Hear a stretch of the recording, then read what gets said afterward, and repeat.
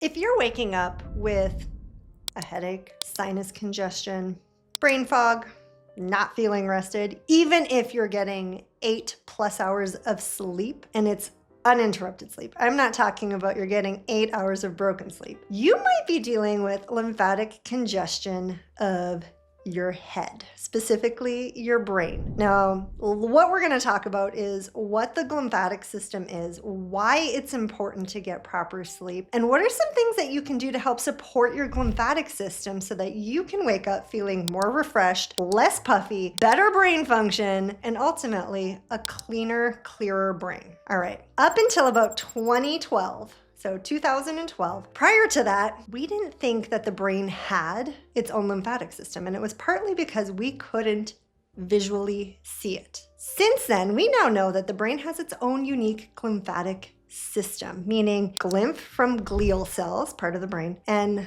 lymphatic put together. That's where the glymphatic comes from. Now, something super interesting and really phenomenal about our glymphatic system is that it doesn't drain 24 hours a day. It actually slows down during the day, right? Whereas it's the opposite of the rest of our body. The rest of our body drains with muscular contraction, right? So as we're moving about our day, that movement is helping move the lymphatic fluid up to our termini, where it then returns to the blood supply, our circulation system. It is the opposite for our brain. Our brain really only drains at night while we're sleeping, more specifically during deep sleep. This is one of the reasons why getting good, proper sleep is so important. That saying, I'll sleep when I'm dead, isn't cutting it. You have to sleep. Otherwise, what's happening is your brain isn't capable of clearing even just the metabolic waste products from the day before. And so if you're not clearing the waste products, what's happening is waste is accumulating within your head, within your brain. And the accumulation of waste products is increasing your inflammation. As we increase inflammation increases breakdown. And new science and studies are finding that improper glymphatic drainage, so your brain's inability to drain, is linked to conditions such as dementia, Alzheimer's, MS, Parkinson's. And I mean, if that's not enough reason to make sure that our brain is draining, I don't know what is. I can speak firsthand from dementia and Alzheimer's. My babcha had early onset dementia, which transitioned to Alzheimer's. It is a terrible disease for everybody involved. And the last thing I want is for any other family to go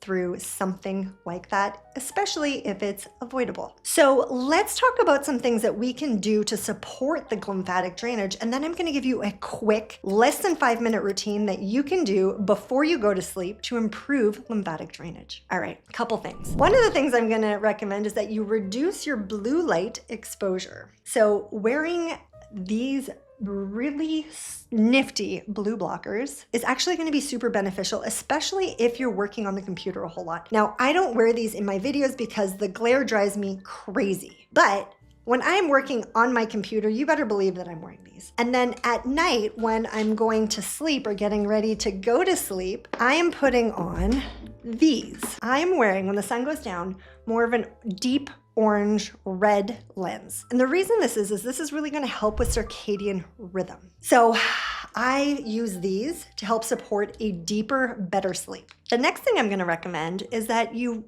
cool the temperature of your room. Studies show that having and sleeping in a cooler room is going to improve your deep sleep. And the third super simple thing to do that's going to help support and improve glymphatic drainage is clearing the pathways. So let's do 4 simple lymph nodes that's going to help support brain drainage. Now, I do this at night right after I brush my teeth just because it's simple. It's part of my routine. It's just what I do. You can also do this while you're in bed. So it doesn't matter if you're standing, sitting, laying down. It doesn't matter. But ultimately what we're going to do is we're going to open the doors to allow the glymphatic system to drain. If those doors are closed, congested, we're going to have less drainage, which means more accumulation. Now, the other thing you can do is you can try this first thing in the morning. But for me, I actually find I get a better sleep. I have less congestion, and I wake up feeling more rested when I do it before I go to sleep. I personally like to be proactive versus reactive. You can 100% do this in the morning if you're puffy, if you didn't get a good sleep, if you have like some brain fog, by all means. But I find that it works best for me and most of my one-on-one clients when we do it before bed. But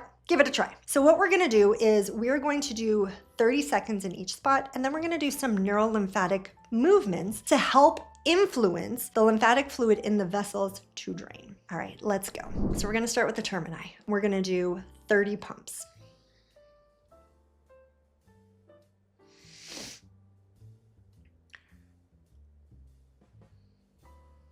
So this is 15. And the reason we always start here is, remember, this is where the fluid drains to. If this is congested, we're not gonna have proper drainage because there's not that gradient, there's not that pressure gradient. This should be low pressure, and when there's congestion here, it becomes high pressure. All right, 2 more. 1. Next is tonsils. Now, when you're doing this, you might actually feel the need to swallow, you may feel the need to sneeze, you may feel the need to yawn. When we're doing this, what we are also doing is we're stimulating our vagus nerve.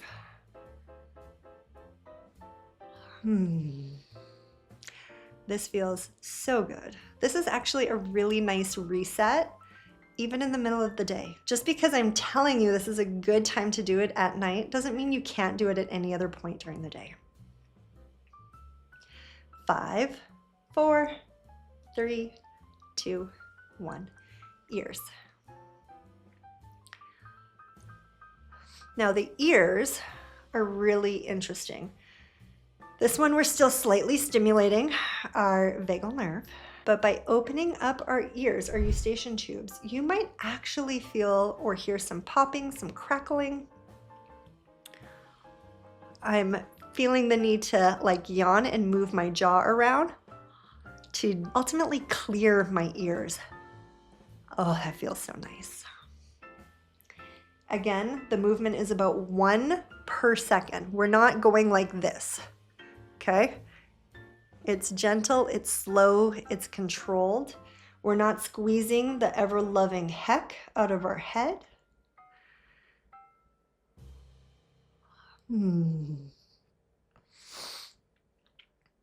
And then the next one is gonna be at our occiput. 1 more.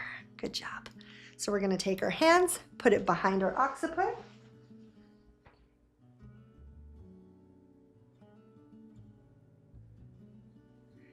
And we're doing gentle little, I wanna say tugs, but we're not really tugging. It's a gentle impulse, a gentle pull. Now this one feels so good. Reason being, most of us have extremely tight suboccipital muscles. Those are the muscles that attach our skull to our spine. And due to posture and working on the computer and sitting on our phones, these tend to get really, really tight. So this feels fantastic. Let's do 3, 2, 1. Perfect. Next, what we're going to do is some neurolymphatic movements. We're going to do very slow, controlled movements. And I want you to try and look over your shoulder as far as you can go. Now, the reason we're doing some neurolymphatic movements is we want to get the muscles to activate so that we can have some relaxation of those muscles and allow for better drainage. Let's do 2 more. 1. Also, with the activation comes lymphatic drainage of the vessels. Next, we're going to go ear to shoulder, ear to shoulder. Now, some of these movements might be really tight, might be really difficult, and you're only going to go as far as you can. You can see that I'm not doing this. It's nice and slow, nice and controlled.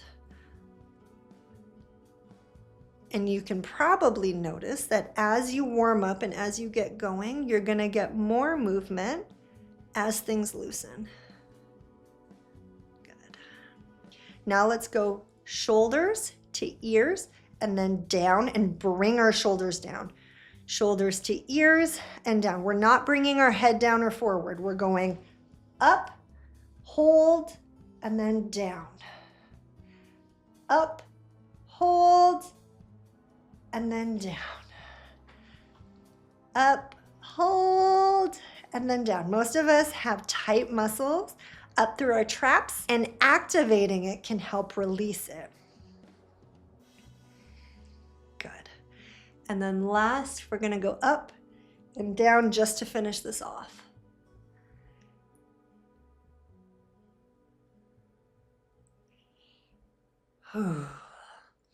The last thing I'm gonna recommend for you to get a good night's sleep is when you climb into bed, practice some diaphragmatic breathing. I'm gonna finish by pumping my termini just to make sure everything can clear nicely. Only a couple pumps, but that diaphragmatic breathing is gonna help get you into a parasympathetic state, which is gonna allow you to rest, digest, and drain so much better. Give this a try every night for at least a week and let me know how it goes. Most of the time people are like, gosh, I sleep better. In the beginning, you might wake up because you gotta pee more, and it is because you're getting more of that fluid to drain. Know that that's not gonna continue, don't you worry. But as we drain that fluid, you are going to feel clearer headed, have more energy, less sinus congestion, less headaches, so many benefits.